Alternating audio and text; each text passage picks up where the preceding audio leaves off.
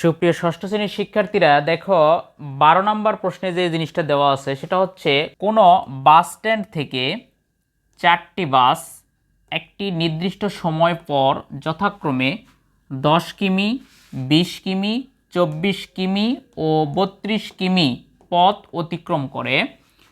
পরের প্রশ্ন বলছে একটু কমপক্ষে কত দূর পথ অতিক্রম করার পর বাস 4টি একত্রে মিলিত হবে। একজন শিক্ষার্থী একটু মনে করো যে দেখো কোনো একটা বাস স্ট্যান্ড থেকে চারটা বাস ধরে নিলাম, আমি এটা 4টা বাস অঙ্কন করে একটু লক্ষ্য করো তোমরা একটু।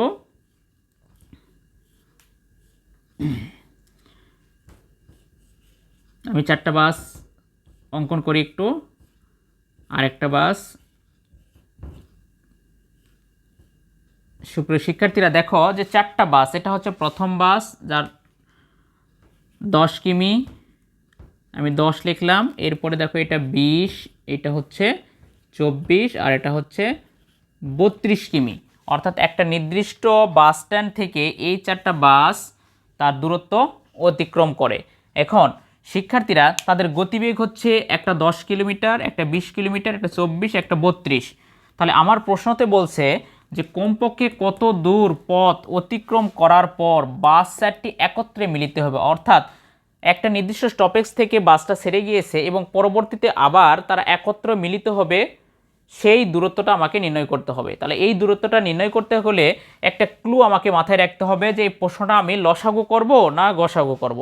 তার জন্য আমাকে চিনতে হবে প্রশ্নের মধ্যে কি কথা বলছে। দেখো কমপক্ষে, আমি তোমাদের পূর্বের ভিডিওতে বলেছিলাম যে যদি কোনো প্রশ্নের মধ্যে কমপক্ষে, সর্বনিম্ন, তারপরে সবচেয়ে কম এই ধরনের কথাগুলো দেওয়া থাকে তাহলে প্রশ্নকে আমাকে লসাগু নির্ণয় করতে হবে। অর্থাৎ যে সংখ্যাগুলো থাকবে সেই সংখ্যাগুলোর আমরা লসাগু নির্ণয় করব।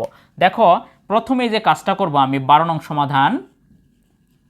সমাধান করতে গেলে দেখো প্রথম যে কাজটা সেটা হচ্ছে এখানে 10 কিমি, 20 কিমি, 24 কিমি আর 32 কিমির লসাগু নির্ণয় করব। আর লসাগুর ফলাফল যেটা আসবে সেটাই হচ্ছে আমার সেই কমপক্ষে কত দূর পথ অতিক্রম করার সেই দূরত্ব, অর্থাৎ 4টা বাস একত্রে মিলিত হবে। তাহলে আমি প্রথমেই লিখব 10 কিমি, 20 কিমি, 24 কিমি, কিমি মানে হচ্ছে কিলোমিটার, ও 32 কিলোমিটার এর লসাগুই হবে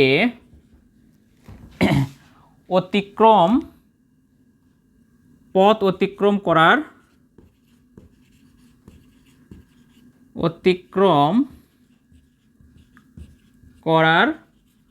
দূরত্ব।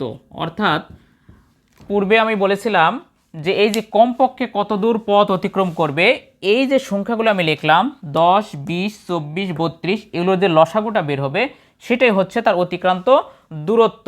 অর্থাৎ পরবর্তীতে তারা একত্রে মিলিত হবে। এই সংখ্যাগুলো আমাদের প্রশ্নের মধ্যে দেওয়া আছে 10, 20, 24 আর 32। তাহলে শিক্ষার্থীরা আমি এখন এর লসাগু নির্ণয় করব। দেখো 10, 20, 24, 32-এর লসাগু। তাই লসাগুটা দেখো যেহেতু সবগুলোই জোড় সংখ্যা তাহলে অবশ্যই আমার 2 দিয়ে ভাগ করা যাবে। তাহলে 10-এর মধ্যে 2 5 বার যায়, এরপর 20-এর মধ্যে 2 10 বার যায়, 24-এর মধ্যে 2 12 বার যায়, আর 32-এর মধ্যে 2 16 বার যায়। আবার দেখো এখানে আবার 2 দিয়ে ভাগ করা যায়, অর্থাৎ লসাগু করা যায়। তাহলে 2 দিয়ে যদি আমি ভাগ করি, 5কে ভাগ করা যায় না, তাহলে লিখলাম 10কে ভাগ করা যায়, তাহলে 5 দুগুণ 10, 12কে ভাগ করা যায় 6 দুগুণ 12, 16কে ভাগ করা যায় তাহলে 8 দুগুণ 16। তাহলে শিক্ষার্থীরা আবার আমি 2 দিয়ে ভাগ করতে পারি। তাহলে 2 দিয়ে যদি ভাগ করি, দেখো 5কে ভাগ করা যায় না 2 দ্বারা, সেই জন্য 5 লিখে রাখবো। অর্থাৎ যেটাকে ভাগ করতে পারবো না, মনে রাখবে যেটাকে ভাগ করা যায় না ওই সংখ্যাটা দ্বারা, ওই সংখ্যাটাই নিচে নামিয়ে দিব। তাহলে 5কে ভাগ করা যায় না 2 দ্বারা, এই জন্য 5 লিখলাম। এরপরে দেখো 6কে ভাগ করা যায় 2 দ্বারা, তাহলে আমি লিখবো এখানে 3 দুগুণ 6। এরপর 2 দিয়ে 8কে ভাগ করা যায়, তাহলে 4 দুগুণ 8। শিক্ষার্থীরা আবার একটু লক্ষ্য করো, এবার আমি 5 দিয়ে ভাগ করতে পারবো। 5 দিয়ে যদি ভাগ করি, 5কে ভাগ করলে বের হয় 1, 5 দিয়ে 5কে ভাগ করলে বের হয় 1। যেহেতু 3কে 5 দ্বারা ভাগ করা যায় না এই জন্য 3কে 3 লিখব। 4কে 5 দ্বারা ভাগ করা যায় না, তাহলে 4 4 লিখব। আর কোনো সংখ্যা দ্বারা এখানে ভাগ করা যায় না বা লসাগু করা যায় না। তাহলে শিক্ষার্থীরা এখন আমি যে কাজটা করব সেই দূরত্বটা নির্ণয় করব। দেখো এখন আমি 10, 20, 24 ও 32 এর লসাগু যে সংখ্যাগুলো ছিল সেই সংখ্যাগুলোর লসাগুটা আমার কত হবে। দেখো লসাগুগুলো হয় যে এই পাশে দেখো যেগুলো দ্বারা ভাগ করেছে সেগুলো নিব, আর নিচে যেগুলো আমার সংখ্যাগুলো রয়েছে সেগুলো নিয়ে আমি গুণ করব।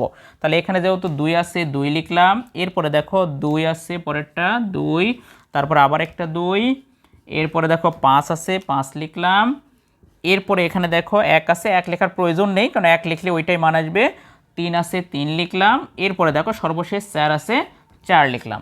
এখানে যে সংখ্যাগুলো লিখলাম এই সংখ্যাগুলোর আমি এখন ক্রমে ক্রমে গুণ করব, গুণ করে যে ফলাফলটা পাবো সেটা হচ্ছে এই সংখ্যাগুলোর লসাগু। তাহলে শিক্ষার্থীরা দেখো 2 দুগুণ 4, 4 দুগুণ 8, 5 আষ্টে 40, 40কে যদি আমি 3 দ্বারা গুণ দিই, তোমরা একটু লক্ষ্য করো 40কে যদি আমি 3 দ্বারা গুণ দিই তাহলে 0, 3 4 12, 120, 120কে যদি আমি 4 দ্বারা গুণ দিই, দেখো 4 দ্বারা গুণ দিলাম তাহলে 4 দিয়ে 0 গুণ করলে 0, 4 দুগুণ 8 আর 4 একে 4, তাহলে পেয়ে গেলাম আমরা ফলাফল 480। তাহলে 10, 20, 24 আর 32 লসাগু বের হলো 480। আমি প্রশ্নের মধ্যে বলেছিলাম যে 10 কিমি, 20 কিমি, 24 কিমি, 32 কিমির লসাগুটাই হবে পথ অতিক্রম করার দূরত্ব, অর্থাৎ পরবর্তীতে তারা একত্রে মিলিত হবে 480 কিলোমিটার পর। এখন দেখো খেয়াল করো শিক্ষার্থীরা, তাহলে আমার উত্তর আসবে অতএব নির্ণেয় দূরত্বটা হবে 480 কিমি। তাহলে এটাই আমার সেই কাঙ্ক্ষিত ফলাফল, অর্থাৎ উত্তর বের হলো 480 কিমি।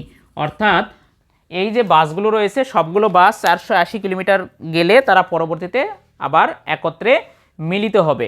দেখো শিক্ষার্থীরা, এভাবে তোমরা পরবর্তীতে আমি তোমাদের 13 নম্বর প্রশ্নটা সমাধান করে দেব খুব সহজ পদ্ধতিতে। তোমরা আমার ভিডিওগুলো যদি ভালো লাগে তাহলে অবশ্যই একটু লাইক, কমেন্ট, শেয়ার করবে আর সকলকে জানানোর চেষ্টা করবে। অবশ্যই একটা কমেন্টস বক্সে একটা কমেন্টস করে যাবে। ধন্যবাদ সকলকে।